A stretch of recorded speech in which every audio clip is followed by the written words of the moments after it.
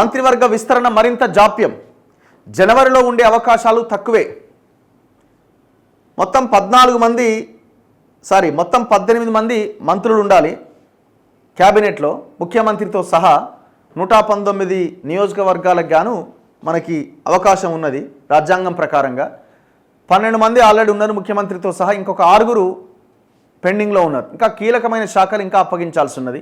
విద్యాశాఖ, మున్సిపల్ శాఖ, హోంశాఖ, ఇట్లా చాలా కీలకమైన శాఖలు అన్ని ముఖ్యమంత్రి దగ్గరనే ఉన్నాయి. మరి 11 నెలల పాలన అయిపోయింది, ఇంకొక 4 ఏళ్ళు మిగిలింది, 9 సంవత్సరాల 9 నెలలేమో మిగిలింది. మరి ఇంకా ఈ క్యాబినెట్ ఎక్స్పాన్షన్ ఎందుకు చేయట్లే? తక్షణమే చేయాలి కదా. ఎడ్యుకేషన్ మినిస్టర్ లేడు, మున్సిపల్ మినిస్టర్ చాలా ఇంపార్టెంట్, అండ్ హోంశాఖ, లా అండ్ ఆర్డర్ చాలా ఇంపార్టెంట్.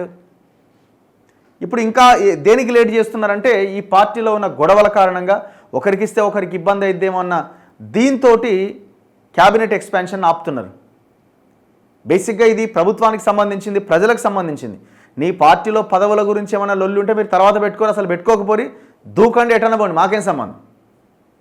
కానీ ఎంతమంది మంత్రులు ఉండాలో అంతమంది ఉండాల్సిందే కదా. సేమ్ యాజ్ ఇట్ ఈజ్ మీరు చూడండి, కేసీఆర్ హయాంలో 2018లో గెలిచిన తర్వాత 3-4 నెలలు అసలు క్యాబినెట్ ఎక్స్పాన్షన్, క్యాబినెట్ అసలు పెట్టరు, అసలు ప్రమాణ స్వీకారమే చేయించలేదు మంత్రుల చేత నియమించి. దీంతో ఏమైంది? తర్వాత వచ్చిన ఎంపీ ఎలక్షన్లో తన్నుడు దంతే మొత్తం 9కి పడిపోయింది కదా, మొత్తం 17 నియోజకవర్గాల్లో ఘోరమైన ఓటమి చెందింది కదా. సో అందుకే మీరు కూడా సరే 12 మంది ఉన్నారు కదా, ఏమి ఇబ్బంది ఉన్నది కదా అనుకోకుండా ఆ 6 కూడా నియమించండి. సామాజిక న్యాయాన్ని పాటించి మీ రెడ్లు, మీ వెలమలు ఇంకా తీసుకోకుండా మొత్తం అందులో ఒక మాదిగకి లేకపోతే ఇంకొక అణగారిన వర్గాలకు ఒక గిరిజనుడికి ఇవ్వడంతో పాటు మిగతా ఒక 4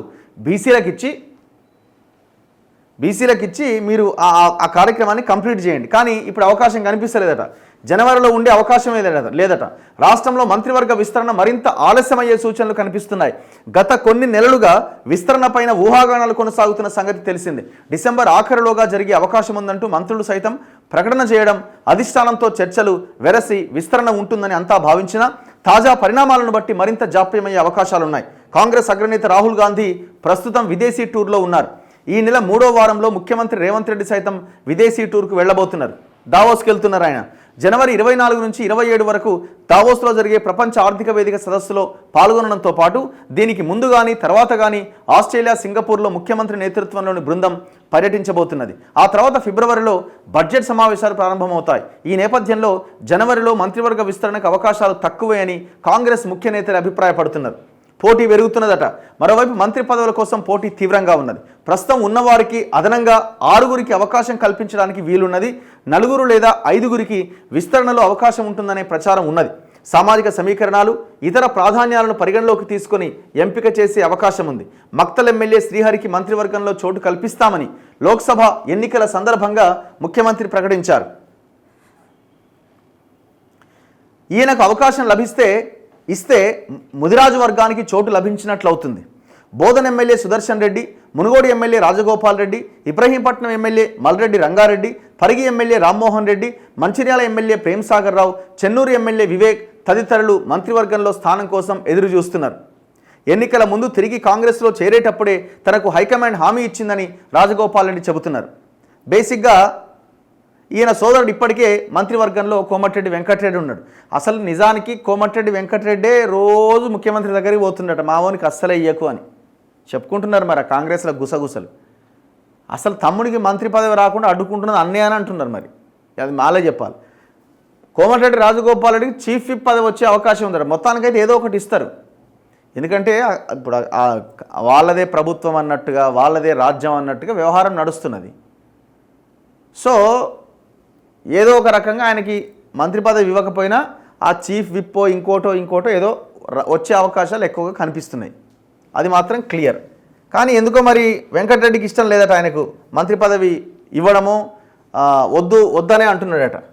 అండ్ దాంతోపాటు ఇక్కడ ఎలక్షన్స్ ముందు హామీ ఇచ్చిండు కాబట్టి ఎలక్షన్లకు ముందు హామీ ఇచ్చిండు కాబట్టి రేవంత్ రెడ్డి ముదిరాజులకు ఒక మంత్రి పదవి ఇస్తున్నారు కాబట్టి మక్తల్ ఎమ్మెల్యే శ్రీహరికి అవకాశం ఉంది. సుదర్శన్ రెడ్డి నిజామాబాద్లో ఎవరు లేరు కాబట్టి ఆయనకి ఇచ్చే అవకాశం ఉంది. సో ఇట్లా మక్తల్ ఎమ్మెల్యే శ్రీహరి అండ్ సుదర్శన్ రెడ్డికి దాదాపుగా ఖాయమనే చెప్పాలి. ఇక మిగిలిన 4 ఈ 4లో హైదరాబాద్లో కాంగ్రెస్కి ఒక ఎమ్మెల్యే లేడు అండ్ రంగారెడ్డిలో కూడా ఎవరికి పదవి ఇవ్వలే. కాబట్టి ఇక్కడ కనిపిస్తున్నది హైదరాబాద్కి దగ్గరగా ఇటున్నది మల్లెడ్డి రంగారెడ్డి పేరు వినిపిస్తున్నది, లేదంటే పరిగి ఎమ్మెల్యే రామ్మోహన్ రెడ్డి పేరు వినిపిస్తున్నది. సో ఇద్దరిలో ఒకరికి కన్ఫామ్గా మనం ఇస్తారని చెప్పొచ్చు. నెక్స్ట్ మంచిర్యాల జిల్లా విషయానికి వస్తే, మన ఆదిలాబాద్ జిల్లా విషయానికి వస్తే అక్కడ కూడా ఎవరు లేరు. ప్రేమ్ సాగర్ రావు పేరు వినిపిస్తుంది, ఆయన వెలమ. చెన్నూరు ఎమ్మెల్యే వివేక్ పేరు వినిపిస్తుంది. మరి ఎవరికి ఇస్తారు? ఇప్పుడు వివేక్ మొన్న భారీ బహిరంగ సభ పెట్టిండు మాలలది, ఆయన మరి ఆయనకి ఇస్తారా?